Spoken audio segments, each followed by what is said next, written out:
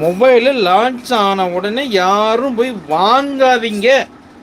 ஒரு 5-6 மாதம் போடணுங்க. அதே மொபைல் தான் வேணும்னா அந்த மொபைல் அங்கேயே தான் இருக்கும். ஒரு 5-6 மாதம் இப்படி போய் வாங்கினீங்கன்னா அந்த மொபைல் எடுக்கக்குள்ளே பார்த்தீங்கன்னா 40,000 செல்லு வேறு 29,000 வருது. அப்போ எவ்வளோ லெஸ் ஆகுது பாருங்க. எவ்வளோ லெஸ்? 29,000னா 40,000 இங்கே இருக்கு. 11,000 கிட்டத்தட்ட 11,000 வந்து லெஸ் ஆகுது.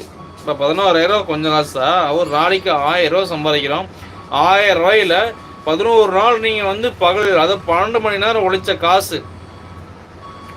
இப்போ 40,000 நான் செல்லு போட்டு வாங்கினேன்னா நான் வந்து உழைக்கலை, எதுவும் பண்ணலை அப்படின்லாம் கிடையாது. நான் எதுவுமே பண்ணலைங்க.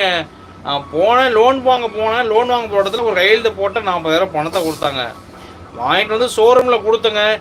ஷோரூமில் கொடுத்த உடனே என்ன பண்ணாங்க, பணத்தை மொத்தமாக வாங்கிட்டாங்க. இப்போ வந்து நான் மாதம் லோன் கட்டிகிட்டு இருக்கேன்.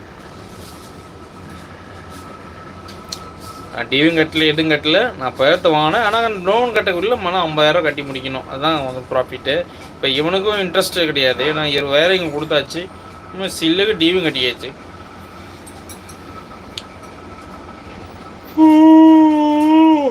கல்யாணம் பண்ணிட்டா வாழ்க்கையே சரிஞ்சு போயிடும்.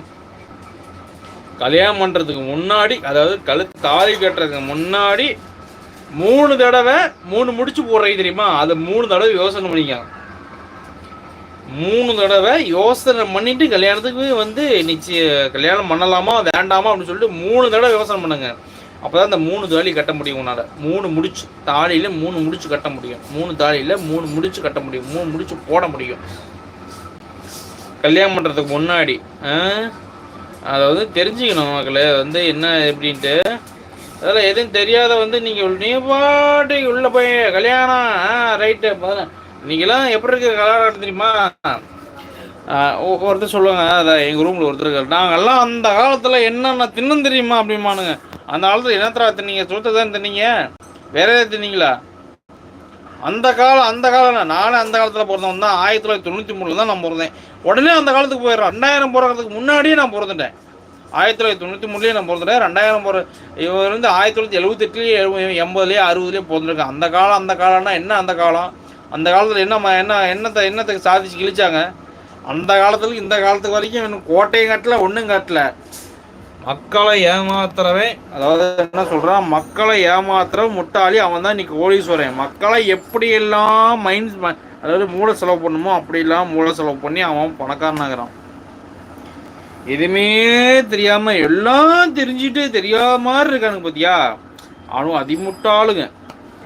ஆனால் பார்த்துட்டு நான் அவ்வளோ சம்பாதிச்சேன் இவ்வளோ சம்பாதிச்சேன்னு அவனுங்க. காசு கையில் இருக்குது. இப்போ பேசிக்காக இப்போ ஒரு அந்த காலத்தில் அப்படின்னா, அந்த காலத்தில் நானும் அந்த காலத்துக்கு வரேன். அந்த காலத்தில் அப்படின்னா 10,000 இன்றைக்கி 1,00,000 ரூபா. அன்றைக்கி நகை கிராம் எவ்வளோ இருந்துது? 712 ரூபா. 712 ரூபா 20 காசு. இன்னைக்கு அதை விட 10 மடங்கு ஏறி டாப்பில் வந்து 600 இஷ்டத்துக்கு ஏற்றுறாங்க. எப்போ?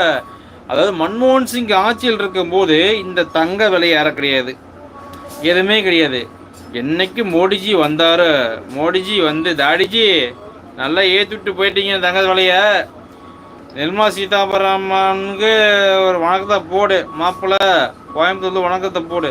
ஏன்னா வரி நீங்கள் வரி ஏற்றுறீங்க. தங்க பெட்ரோல் ஏற மாதிரி இறக்கலாம். மக்களுக்கு என்ன அவ்வளோ சம்பளம் கொடுக்குறாங்களா தமிழ்நாட்டில்? இல்லை இந்தியாவில் அவ்வளோ சம்பளம் தராங்களா? மாதம் 12,000 சம்பளம் வாங்கிட்டு இருக்காங்க இன்னுமே.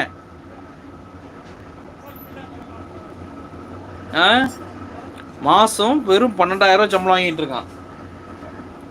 வெறும் 12,000 சம்பளத்துக்கு எந்த நகை வாங்க முடியும்? 2 குழந்தைங்க பத்து போட்டானுங்க, கல்யாணம் தெரியா பண்ணிட்டானுங்க, ஓடி போய் கல்யாணம் பண்ணிக்கிறாங்க, லவ் மேரேஜ் பண்ணிக்கிறானுங்க, அரேஞ்ச் மேரேஜ் பண்ணிக்கிறாங்க, இப்படியும் பண்ணிக்கிறாங்க.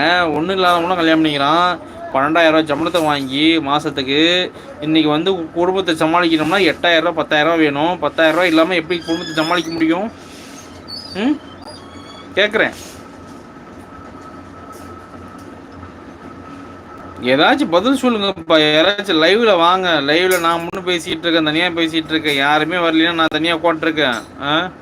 எந்த ஒரு கமெண்ட்ஸும் வர மாட்டேங்குது, ஒன்றும் வர மாட்டேங்குது. அப்படியே பார்த்துட்டு அப்படியே ஓட்ட முடிக்கிறாங்களே அப்படியே வெளியிலேயே.